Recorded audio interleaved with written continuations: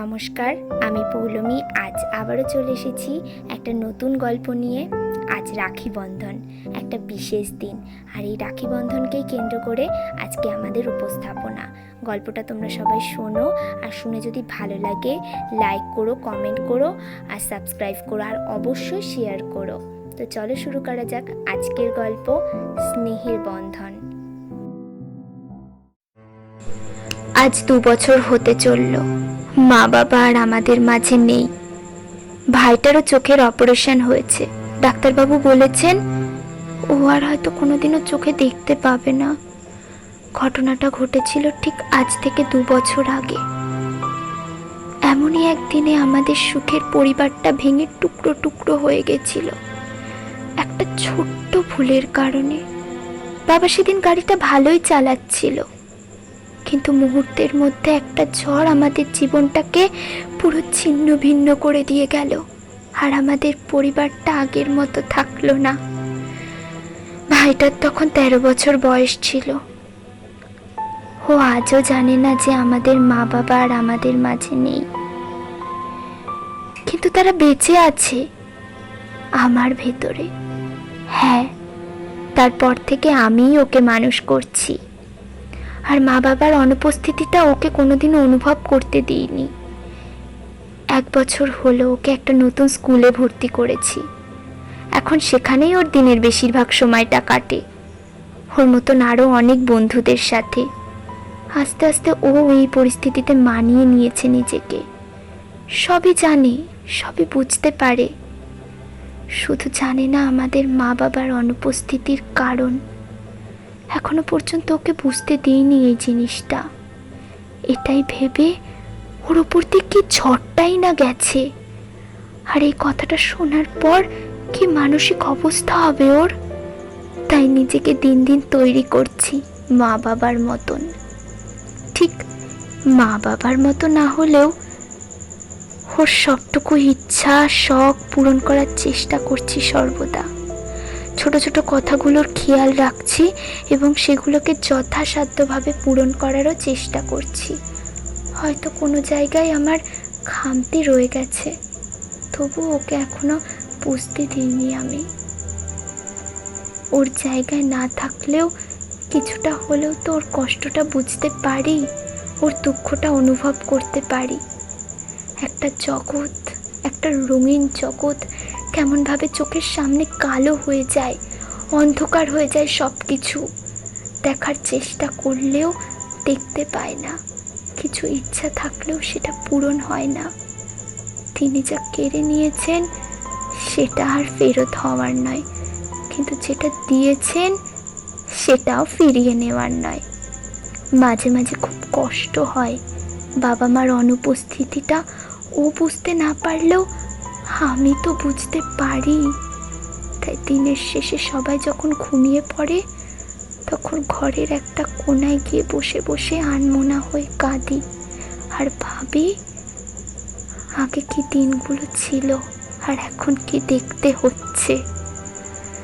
সেদিন যেন সবই ভালোই ছিল। যাচ্ছিলাম আমাদের মামার বাড়ি। মা, বাবা, আমি আর ভাই, 4 জনের এক সুখী পরিবার।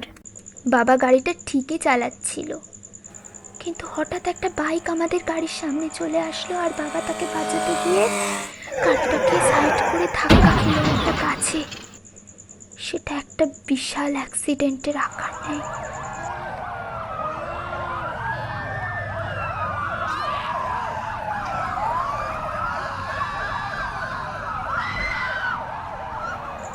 খবরটা পেয়ে মামারা ছুটে আসে আমাদেরকে বাঁচাতে।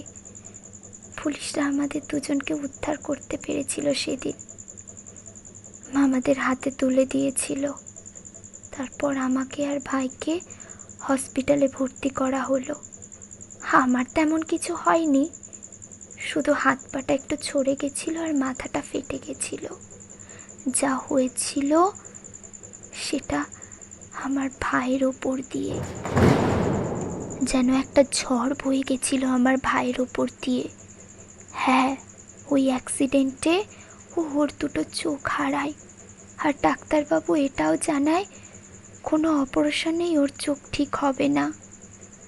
এর মানে এটাই, ও আর কোনোদিন দেখতে পাবে না। এবং সেদিন ডাক্তারবাবু এটাও বলেছিল, ওর মাথায় একটা আঘাত লেগেছে, তাই কিছু পুরনো স্মৃতি হারিয়ে গেছে, ওর কিছু মনে পড়ছে না। আর তারপর থেকে আমিই ওর মা, আমিই ওর বাবা, আমিই ওর গোটা পৃথিবী। মামারা বা কতদিনই টানবে আমাদের, তাদেরও তো নিজেদের সংসার আছে। তবুও মাসে মাসে টাকা পাঠায়, এখনও পাঠায়, আগেও পাঠাতো। তাতে আমাদের দুজনের দিব্যি চলে যাচ্ছে। আর তারপর তো এখন আমি একটা চাকরিও পেয়েছি, তাতে যা রোজগার হচ্ছে দিব্যি চলে যাচ্ছে দুই ভাই বোনের। ওই দেখো চলে এসেছে স্কুল থেকে, একটু পরেই ডাকবে। মা, ও মা, কোথায় তুমি? এসো, আমায় নিয়ে যাও। এই তো আসছি, দুদণ্ড দাঁড়াতেও দেয় না। তোর জন্য খাবার তৈরি করছিলাম, আজ ভালো খাবার আছে। কি মা, কি খাবার করেছো? এই তো তোর খুব পছন্দের খাবার, আর তার সঙ্গে তোর পছন্দের মিষ্টিও আছে। বিরিয়ানি আর রাবড়ি? হ্যাঁ, ঠিক ধরেছিস। তাড়াতাড়ি হাত মুখ ধুয়ে নে, তারপর আয় খেতে দি, চল আমার সঙ্গে। হ্যাঁ মা, নিয়ে চলো। আচ্ছা মা, বাবা আসেনি? না, বাবার ফিরতে আজ একটু দেরি হবে। ও, ঠিক আছে। না, বাবা বাড়িতে ফিরলে বলতাম যে একটা বোতল কিনে দিতে। আসলে বোতলটা হারিয়ে গেছে। আবার একটা বোতল? এই কদিন আগেই তো কিনে দিল, এর মধ্যেই হারিয়ে ফেললি? আরে মা, আমি কি জেনে বুঝে হারিয়েছি? আর আমি যদি দেখতে... নে, আর বলতে হবে না, আমি বলে দেব কিনে আনতে। নে এবার হাঁ কর দেখি, খেয়ে নে একটু, অনেকক্ষণ হয়েছে, খেয়ে নে এবার। হ্যাঁ মা, দাও। এই নে হাঁ কর। আপনারা ভাবছেন হয়তো বাবার অনুপস্থিতিটা কি করে বুঝতে পারে না। আসলে বাবার রেকর্ডিং করার শখ ছিল, এবং রেকর্ডিংয়ের মধ্যেই কিছু পুরনো রেকর্ডিংও ছিল, সেগুলোই মাঝে মাঝে চালাই। আর যখন দরকার পড়ে তখন ওকে শোনাই, যেমন আজ শোনাবো। মা, দিদি কোথায়? দিদি বন্ধুদের সাথে গেছে, রাতে বাড়ি ফিরবে। তোর জন্য রাখি কিনতে, কাল রাখি বন্ধন না? ও, কাল তো রাখি। এবার ভাবছি দিদিকে একটা চকলেট দেব। ওর তো চকলেট খুব পছন্দের একটা খাবার, বিশেষ করে ডার্ক চকলেট। হ্যাঁ, ঠিক আছে, খাওয়াস। মা, বাবা এসেছে? হ্যাঁ, ওই তো আসলো মনে হয়। হ্যাঁ, এসে গেছি। বল, কিছু হয়েছে? না, মানে হ্যাঁ, মানে আজকে না, আর কি কেন, বলবো? কি হয়েছে বল। না থাক। তোমার সুপুত্র আজ আবার একটা বোতল হারিয়েছে। ও, তাই বলো? এই সামান্য ব্যাপার, তাও কিনে দেওয়া যাবে যখন তখন। সত্যি বলছো বাবা? কিনে দেবে? হ্যাঁ, সত্যি বলছি। নে, অনেক রাত্রি হয়েছে, এবার শুতে যা, ঘুমিয়ে পড়। হ্যাঁ চল, এবার ঘুমিয়ে পড়ি। ঠিক আছে মা, চলো। এমনিতেও কাল সকালে তাড়াতাড়ি উঠতে হবে। বোধহয় রাত হয়েছে অনেক, আশেপাশে তো কোনো সারা শব্দই নেই। পাড়ার সবাই হয়তো ঘুমিয়ে পড়েছে এতক্ষণে। আর বাড়িতে আজ দিদিও পর্যন্ত ঘুমিয়ে পড়েছে। আসলে অনেক ক্লান্ত থাকি তো সারাদিন।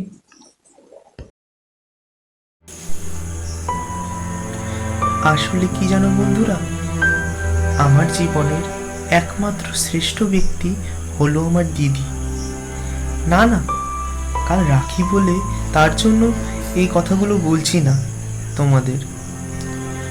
আসলে বাবা মা চলে যাওয়ার পর এই পৃথিবীতে আপন বলতে তো আমার ওই একজনই আছে, যে আমার পাশে দাঁড়িয়েছিল, যে আমার সর্বদা বাবা মার মতো ভালোবাসা দিয়ে গেছে, কখনো তাদের অনুপস্থিতি বুঝতেই দেয়নি।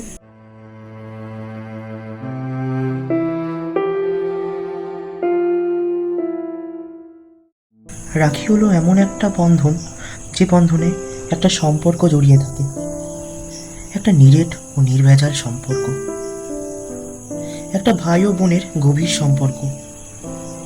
এ সম্পর্কে একটা ভাই বা দাদা তার দিদি বা বোনকে সর্বদা রক্ষা করার, খেয়াল রাখার প্রতিশ্রুতি দেয় এবং সেটা যথাসাধ্য পূরণ করার চেষ্টা করে এবং সর্বদা পাশে থাকার চেষ্টা করে। কিন্তু আমার কাছে রাখির অর্থটা একটু অন্যরকম। আমার কাছে এর অর্থটা হলো এই যে, এক দিদি যে কিনা তার অসহায় ভাইয়ের সকল খামতি পূরণ করবার চেষ্টা করে, তাকে আগলে রাখে, রক্ষা করে, তার ছোট ছোট দাবি ও চাহিদা পূরণ করবার আপ্রাণ চেষ্টা করে, আর সর্বশেষে একজন মা ও একজন বাবা হয়ে তার ভাইয়ের পাশে দাঁড়ায় এবং তাদের কর্তব্য নির্দ্বিধায় পূরণ করবার চেষ্টা করে। সেই দিদির মুখে একটু হাসি ফোটানো, তাকে একটু খুশি করা, তাকে একটু খুশি দেওয়া, এটাই আমার কাছে রাখির প্রকৃত অর্থ।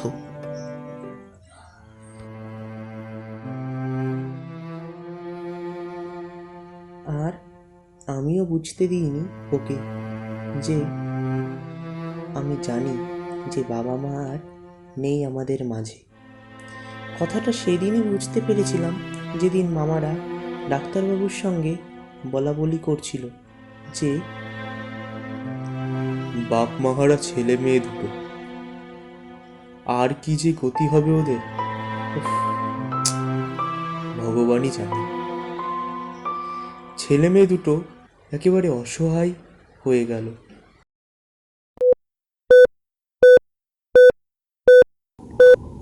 যখন জ্ঞান ফিরল তখন প্রথমটা সব অন্ধকার দেখছিলাম, শুধু শুনতে পাচ্ছিলাম কিছু লোকের কণ্ঠস্বর। তারপর যখন একটু ভয় ভয় করছিল, ডাকলাম মাকে, ডাকলাম বাবাকে, এমনকি পর্যন্ত দিদিকেও ডাকলাম, কিন্তু সাড়া পেলাম না কারোর। তারপর আস্তে আস্তে কেমন যেন দমটা বন্ধ হতে শুরু করলো, চোখটা একটু জ্বালা হতে শুরু করলো, চোখটা যন্ত্রণা করতে শুরু করলো, মাথাটাও যন্ত্রণা করতে শুরু করলো। চারিদিকটা কেমন আস্তে আস্তে অন্ধকার হয়ে আসতে লাগলো, আরো ঘন কুয়াশা মতো, কাউকেই দেখতে পাচ্ছিলাম না। তারপর হঠাৎ চিৎকার করা শুরু করলাম প্রাণপণে, এবং তারপরে কিছু লোক আমায় ধরে বসলো, কিন্তু কারা সেটা বুঝতে পারলাম না, কারণ তাদের আমি দেখতে পাচ্ছিলাম না সেই মুহূর্তে। তারপর আর কি কিছুক্ষণ পরে বুঝতে পারলাম যে তিনি আমার চোখের দৃষ্টিশক্তি কেড়ে নিয়েছেন। আমি আর কোনোদিন দেখতে পাবো না এই পৃথিবীর আলো। আমার আশেপাশে যা সব ঘটবে সবই আমার কাছে অপরিচিত হয়েই থাকবে, কারণ তাদের আমি কোনোদিন আর দেখতে পাবো না। শুধু অনুভবের জোরেই চলতে হবে আমাকে। এবং তারপর যখন ওই কথাটাও শুনলাম, তখন নিজেকে একেবারে অসহায় মনে হলো কেন আমি বেঁচে আছি। আর সত্যি বলতে কি বন্ধুরা, যখন কিছু দেখতে পাচ্ছিলাম না, তখন নিজেকে পাগল বলে মনে হচ্ছিল কোথায় আমি, কোথায় এসেছি আমি। আর কেনই বা এসেছি? এই বন্ধ ঘরটা কার? আর কেনই বা আমি এখানে এসেছি? কে নিয়ে এসেছে আমার? এই সকল প্রশ্নের উত্তর আমি শুধু খুঁজে বেড়াচ্ছিলাম নিজের মনের ভিতর। কাউকে বলতে পারছিলাম না, কারণ তাদের আমি দেখতেই পাচ্ছিলাম না। আর কি বলবো? তারপর এটা ভেবে শক্ত হলাম যে ওর কি হবে, মানে দিদিটার। ও তো এখন অসহায়, ওর তো কেউ নেই আমি ছাড়া। তাই কাউকে কিছু না বলেই ওর সঙ্গে সহযোগিতা করার সিদ্ধান্ত নিলাম আমি। এবং যখন ডাক্তারের ওই কথাটাও শুনলাম, তখন তো আরও বেশি। আচ্ছা, বলতে পারো বন্ধুরা, কেন কেন কেন তিনি আমার সঙ্গে এমনটা করলেন? কেন তিনি আমার চোখের দৃষ্টিটা কেড়ে নিলেন? আমি কি কাউকে ক্ষতি করেছিলাম? কারোর ক্ষতি করেছিলাম আমি? আমি তো শুধু একটা সাধারণ জীবন চেয়েছিলাম। আমি একটা সাধারণ জীবন বাঁচতে চেয়েছিলাম বাকিদের মতো, কিন্তু সেটাও আর হলো না।